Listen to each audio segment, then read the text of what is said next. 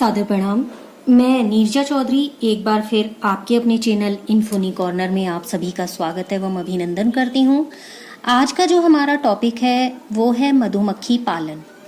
हम पढ़ेंगे यानी कि बी कीपिंग के बारे में, जिसे मौन पालन भी कहा जाता है, और इंग्लिश में अगर मैं बात करूँ तो इंग्लिश में कहा जाता है बी कीपिंग। बी कीपिंग, ठीक है। तो ये आज का हमारा एक छोटा सा टॉपिक रहेगा। देखिए, मधुमक्खी पालन के बारे में तो हम जानते ही हैं कि हमें इससे क्या प्राप्त होता है। हमें इससे प्राप्त होता है शहद, जिसे हम कहते हैं हनी, ठीक है। तो शहद के प्रोडक्शन के लिए मधुमक्खी के जो छत्ते होते हैं उनका रखरखाव करना या मधुमक्खी के छत्तों की व्यवस्था करना, यही क्या कहलाता है? ये कहलाता है बी कीपिंग यानी मधुमक्खी पालन। किस तरीके का ये उद्योग है, ये प्रश्न पूछा गया है। ये कैसा उद्योग है? कृषि आधारित उद्योग है, यानी कि इस उद्योग का मेन आधार है कृषि। जब सीजन आता है तो आपने देखा होगा सरसों के खेत में या ऐसे जो फ्लावर्स के अलग अलग तरीके के खेत होते हैं, उनमें छोटे छोटे बी हाउस जैसे बना दिए जाते हैं, जहां पर मधुमक्खी का पालन किया जाता है और वहां से फिर बिजनेस के पॉइंट ऑफ व्यू से शहद का कलेक्शन हो जाता है। तो मधुमक्खी क्या करती है? फूलों के रस को शहद में बदलकर कहाँ इकट्ठा कर लेती है? अपने हाइव यानी कि छत्तों में इकट्ठा कर लेती है। अब हमें ऐसा लगता है कि मधुमक्खी पालन तो बहुत इजी है, लेकिन मधुमक्खी पालन के लिए भी कुछ विशेष प्रकार के रख रखाव की जरूरत होती है। हालांकि जैसे डेयरी फार्मिंग वगैरह की बात करें तो उनके कंपैरिजन में थोड़ा सा आसान है, लेकिन फिर भी जब हम बी कीपिंग कर रहे हैं तो स्पेशल तरीके का नॉलेज इससे रिलेटेड होना चाहिए। और इस नॉलेज का यूज करके ही, यानी कि अगर हम सफल तरीके से मधुमक्खी पालन करना चाहते हैं तो उसके लिए कुछ बिंदुओं का विशेष रूप से ध्यान रखने की जरूरत है। पहला जिसमें क्या है, हमें ये पता होना चाहिए जो हनी बी है यानी कि मधुमक्खी है, उसका नेचर कैसा है, यानी उसकी प्रकृति कैसी है, और उसके व्यवहार या उसके स्वभाव का हमें क्या होना चाहिए? ज्ञान होना चाहिए कि मधुमक्खी का स्वभाव कैसा है। ये सक्सेसफुल बी कीपिंग के लिए पॉइंट बता रही हूं मैं कि सक्सेसफुल बी कीपिंग के लिए कुछ नेसेसरी चीजें हैं जिनको ध्यान में रखना बहुत ज्यादा जरूरी है।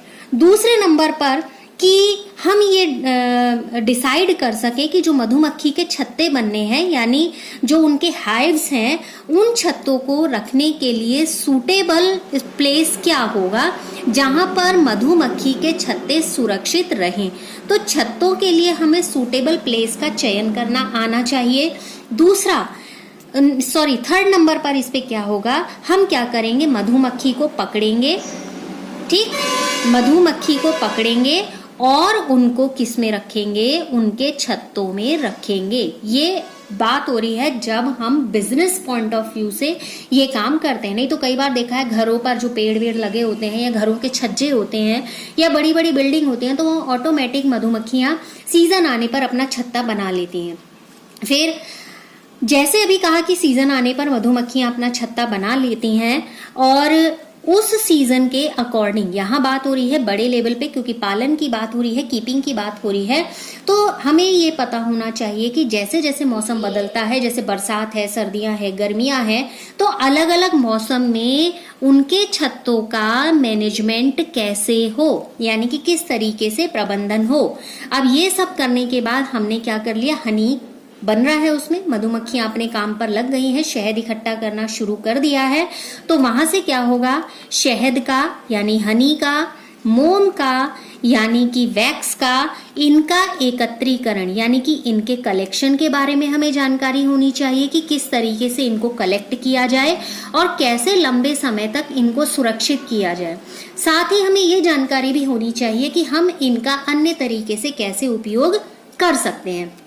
अब बात कर रहे हैं अगर बी कीपिंग की, अगर एज ए उद्योग इसको यूज किया जा रहा है तो जाहिर सी बात है इसके कुछ ना कुछ बेनिफिट्स भी होंगे। तो उन लाभ की बात करें तो पहले नंबर पर आएगा जो भी फूलों का रस है और जो वहां से पॉलन है, ठीक है। पराग और फूलों का रस, इनका सदुपयोग हो जाता है, यानी कि हम अच्छी दिशा में इनको यूज कर पाते हैं। ये पराग या जो फूलों का जो रस वेस्ट हो जाता है, वो रस वेस्ट नहीं होता, और इसमें बहुत सारे लोग लगे होते हैं, तो रोजगार भी बढ़ता है और साथ ही साथ आय भी बढ़ती है। यानी रोजगार बढ़ेगा, आय बढ़ेगी, और जितना भी वहां पर मटेरियल है, चाहे फूलों का रस ले ले, चाहे उनके पॉलन ले ले, सबके सब यहाँ पर क्या हो जाएंगे, यूज हो जाएंगे। जैसे पॉलन से जानते ही हैं बहुत सारे जो बॉडी बिल्डिंग रिलेटेड सप्लीमेंट्स होते हैं वो तैयार किए जाते हैं। जो इस माध्यम से शहद प्राप्त होता है वो प्योर फॉर्म में होता है। तो हमें किन किन चीजों की प्राप्ति होती है? शुद्ध शहद की प्राप्ति होती है, रॉयल जेली की प्राप्ति होती है, और हमें क्या मिलेगा? मोम मिलेगा, शुद्ध मोम मिलेगा, और शुद्ध हमें पॉलन मिलेंगे, जिन्हें हिंदी में कहा जाता है पराग। और एक और पदार्थ मिलता है जिसे मौनी विष करके कहा जाता है, मौनी विष। तो ये सारी चीजें हमें इससे प्राप्त होती हैं, इनका प्रोडक्शन होता है इस माध्यम से। तीसरा बिंदु इसके लाभ के अंतर्गत ये है कि जब मधुमक्खी का पालन किया जाता है तो कम समय में, मतलब किस किस चीज की बचत हुई? समय की बचत होती है और राशि की बचत होती है, यानी कि कम लागत, और बहुत बड़े इंफ्रास्ट्रक्चर की जरूरत नहीं होती है। तो हम लिख सकते हैं यहाँ कम ढांचागत व्यवस्था, ठीक है, व्यवस्था। यानी कि एक अगर आप कोई इंडस्ट्री खड़ा करना चाहते हैं तो आपको एक लंबा समय चाहिए, बहुत सारा पैसा भी चाहिए, और बहुत सारे लोगों की जरूरत भी होगी, और एक अच्छी खासी बिल्डिंग चाहिए। लेकिन बी कीपिंग के लिए सभी चीजें बहुत थोड़ी थोड़ी चाहिए होती हैं, बहुत ज्यादा खर्चीला उद्योग नहीं है ये। बहुत कम समय में आपको यहाँ पर प्रोडक्शन मिलना शुरू हो जाएगा, और बहुत बड़े इंफ्रास्ट्रक्चर की जरूरत यहाँ पर नहीं होगी। फिर हम कोई इंडस्ट्री लगाते हैं तो उसके बहुत सारे नेगेटिव इफेक्ट इन्वायरमेंट पर पड़ते हैं।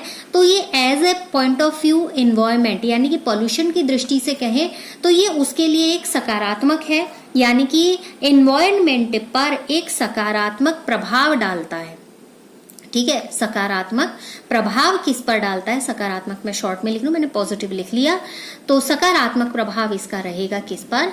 एनवायरनमेंट पर, यानी कि पर्यावरण पर। ठीक है, फिर जैसा कहा कम समय चाहिए, कम लागत चाहिए, कम ऐसा इंफ्रास्ट्रक्चर चाहिए, तो यहाँ पर बहुत ज्यादा लेबर की भी जरूरत नहीं होती है, यानी कि बहुत ज्यादा ना तो लोगों की जरूरत होती है और ना ही बहुत ज्यादा श्रम की या मेहनत की जरूरत होती है। ठीक है, तो ये तो हुए कि क्या हमें ज्ञान होना चाहिए बी कीपिंग के बारे में, और दूसरा हुआ कि बी कीपिंग से क्या क्या लाभ होते हैं ये। फिर बात करें कि मधुमक्खी का एक सामाजिक उसकी एक संरचना है, और उस सामाजिक संगठन या सामाजिक संरचना को जानना बहुत ज्यादा जरूरी है, क्योंकि जब भी मधुमक्खी के विषय में बात होगी और ये हमें इजीली छत्ते इसके दिख भी जाते हैं, तो हम उस चीज को इजीली ऑब्जर्व भी कर सकते हैं कि जितनी मधुमक्खियां हैं, सारी मधुमक्खियां ना तो शहद बनाती हैं, और हर मधुमक्खी का एक कैटेगराइजेशन है, यानी कि उनका एक सोसाइटी में डिवीजन है। वो डिवीजन के बारे में बात करेंगे। पहले तो बात ये आती है कि जिस बी कीपिंग की बात हो रही है तो उसमें किस स्पीशीज की बी कीपिंग की जाती है। इसमें जो बी कीपिंग होती है वो होती है एपिस इंडिका की। ध्यान में रखिएगा, जब हम शहद वाली मक्खी जिसको कहते हैं वो कौन सी है? Apis indica. तो मधुमक्खी पालन के लिए या बी कीपिंग के लिए जनरली इसी मक्खी को पाला जाता है। जो मधुमक्खी का हमने जैसे कहा कि एक सोशल स्ट्रक्चर होता है, एक उनकी अलग से सोसाइटी होती है, तो उनकी सोसाइटी में एक रानी होती है जिसे क्वीन बी कहा जाता है। ठीक है, जिसे क्या कहा जाता है? क्वीन। ठीक, अब ये रानी कौन होती है? ये रानी पूरे छत्ते में एक ही रानी होती है। ठीक है, ये रानी जो होती है वो सेक्सुअली डेवलप्ड फीमेल होती है। ठीक है ना, ये रानी क्या होती है? जो भी रानी है, एक ही रानी है, वो सेक्सुअली डेवलप्ड फीमेल होती है। बाकी क्या होती हैं? कर्मचारी मक्खियां होती हैं, जिन्हें श्रमिक मधुमक्खियां भी कहा जाता है। तो कर्मचारी मधुमक्खियां होती हैं, और कुछ मेल मक्खियां, और कुछ क्या होती हैं? मेल मक्खियां भी होती हैं जिन्हें नर मक्खी कहा जाता है, ये नर मधुमक्खी। अब देखिए 3 तरीके का डिवीजन है। पूरे छत्ते पे एक क्वीन होगी और इस क्वीन का काम होगा रिप्रोडक्शन करना, क्योंकि यही है जो रिप्रोडक्शन के लिए तैयार है और रिप्रोडक्शन के लिए फुल्ली डेवलप्ड फीमेल है। कुछ मक्खियां हैं जो कर्मचारी श्रमिक मक्खियां होती हैं, अभी पढ़ेंगे कि हर मक्खी का क्या क्या काम होता है। और कुछ मक्खियां होती हैं जो मेल मक्खियां होती हैं जिन्हें ड्रोन बोला जाता है। तो हर कॉलोनी में, क्योंकि छत्ता क्या एक कॉलोनी की फॉर्म में तो है, तो हर छत्ते में कितनी रानी मक्खी होगी? केवल एक रानी मक्खी होगी। और इसका काम क्या होगा? इसका काम होगा रिप्रोडक्शन करना, ध्यान में रखिएगा, ठीक है। अब रानी का दूसरा काम क्या होता है? चूंकि ये रानी है, क्वीन है, तो पूरे छत्ते का या पूरी कॉलोनी का जितना भी वर्क डिवीजन की जिम्मेदारी होती है या जो भी ये बाकी की मक्खियां हैं उनको प्रमोट करने का, उनको प्रोत्साहन देने का या उन्हें मोटिवेट करने का काम किसका होता है? इस रानी मक्खी का ही होता है। कर्मचारी मक्खियां या श्रमिक मक्खियां जिनको कहा जाता है, या लेबर हनी बी जिनको कहा जाता है, ये श्रमिक मधुमक्खियां क्या काम करती हैं? ये श्रमिक, पहले तो ये जान लेते हैं कि ये श्रमिक मधुमक्खियां होती कौन है। ये श्रमिक मधुमक्खियां सेक्सुअली इमेच्योर होती हैं, यानी कि यौन रूप से ये अविकसित होती हैं, ठीक है, यानी ये रिप्रोडक्शन में पार्टिसिपेट नहीं करती हैं। और छत्ते के जितने भी काम है, जैसे छत्तों की साफ सफाई करना है, छत्ते की सुरक्षा करना है, छत्ता बनाना है, खाने पीने की व्यवस्था करना है, और जो रानी मक्खी है उसकी व्यवस्था करना है, उसकी आवश्यकताओं को ध्यान में रखना है, ये सारे का सारा काम, चाहे फूलों का रस चूसना है, पराग निकालना है, जैसे पॉलिन की बात करें, तो ये सारा काम किसका होता है? इन्हीं मक्खियों का होता है, ठीक है। शहद बनाना भी बल्कि इन्हीं का काम होता है। फिर एक प्रश्न ये आया था जो मुझे अब ध्यान आ रहा है, मैं ऐड कर रही हूँ इसको, कि मक्खियां क्या करती हैं? अपने छत्ते के बाहर की ओर उड़ती रहती हैं। आपने भी देखा होगा। दरअसल मक्खियां छत्ते के बाहर इसलिए उड़ती हैं क्योंकि अंदर का जो छत्ते का तापमान होता है, छत्ता आपने देखा ही है, बहुत सारे इस तरीके के चैम्बर्स बने हुए होते हैं, तो जो वो अपने पंखों से हवा करती हैं, तो हवा करने से जो छत्ते का तापमान है वो कंट्रोल रहता है, ठीक है। अब बात आती है इसकी, मेल की, यानी कि जो नर मक्खी है उसकी। इसका क्या काम होता है? इसका काम होता है जो क्वीन है उसको फर्टिलाइज करना, ठीक है, उसको फर्टिलाइज करना, ठीक। और इसमें डंक भी नहीं होता है, इसका कोई काम नहीं है, सारा काम इन्हीं का है। जो ये मादा मक्खियां तो हैं, जो ये श्रमिक मक्खियां हैं, ये मादा ही है, फीमेल ही है, लेकिन सेक्सुअली डेवलप्ड नहीं है, तो सारी जिम्मेदारी काम करने की इनकी है, छत्ते की। इसका क्या काम है? फीमेल को फर्टिलाइज करना। और दूसरा क्या काम है कि इसमें किसी भी तरीके का डंक भी नहीं होता। अब आप कहें सुरक्षा का ये काम करेगा, तो ये भी नहीं करेगा। सुरक्षा की जिम्मेदारी भी इन्हीं मक्खियों पर होती है, ठीक है। अब ये तो हो गया इनका किस तरीके का जो विभाजन है, सामाजिक संरचना है, उसके बारे में। अब बात करते हैं, जब मक्खियां हैं, हमने कहा कि फूलों का रस लेके आती हैं, और फूलों का रस लाने के बाद वो वहां पर क्या काम करती हैं? शहद बनाने का काम करती हैं। अब शहद बनाने का काम कैसे होता है, यानी कि छत्ते के अंदर शहद बनता कैसे है? देखिए, जितनी भी मक्खियां किसी भी एक छत्ते में होती हैं, उसमें लगभग 98% कौन सी मक्खियां होती हैं? लेबर बीज होती हैं या श्रमिक मक्खियां होती हैं, ठीक है, श्रमिक मक्खियां। अब जो संचरण का काम है, मधुमक्खियां फूलों का रस चूसकर इसे अपने दूसरे पेट में, यानी कि एक विशेष प्रकार का हिस्सा बना हुआ होता है शहद रखने के लिए इनके शरीर के अंदर, तो वो क्या करती हैं? फूलों का रस चूसकर विशेष प्रकार के जो स्टमक की संरचना है उसमें ये रख देती हैं, और उड़कर बाद में क्या करती हैं? छत्ते के पास इसको लेके चले जाती हैं, ठीक है, अपने छत्ते पर आ गई। अब छत्ते पर जब ये आ जाती हैं, छत्ते पर आने के बाद वे उस रस को क्या करेंगी? चबाएंगी, ठीक है, चबाएंगी। लेकिन ये चबाने वाली मक्खियां क्या होती हैं? अलग होती हैं। फूलों से रस चूसा ये मक्खियों ने, ठीक है, कुछ मक्खियां आई, फूलों से रस चूसा, और रस चूसकर उन्होंने पेट के एक विशेष हिस्से में उसे स्टोर कर लिया और फिर छत्ते पे छोड़ दिया। छत्ते पे छोड़ने के बाद यहाँ पर ये जो शहद है, जो भी वो रस लेके आई हैं, वो किसे देंगी? उन मक्खियों को देंगी जो इस रस को चबाने का काम करेंगी। ठीक है। अब रस को चबाने वाली मधुमक्खियों को दे दिया। चबाने वाली मधुमक्खियां इस रस को लगभग कितने मिनट तक, 30 मिनट तक चबाने का काम करती हैं। और चबाने के दौरान जब ये इसको चबा रही हैं यानी कि च्युइंग कर रही हैं, तो उस दौरान एक विशेष प्रकार के एंजाइम का सीक्रेशन होता है। ठीक है, तो एंजाइम क्या करते हैं, ये जो फूलों का रस है इसे ऐसे पदार्थ में बदल देते हैं जिसमें पानी के साथ ही साथ क्या मिला हुआ होता है, शहद मिला हुआ इसमें होता है।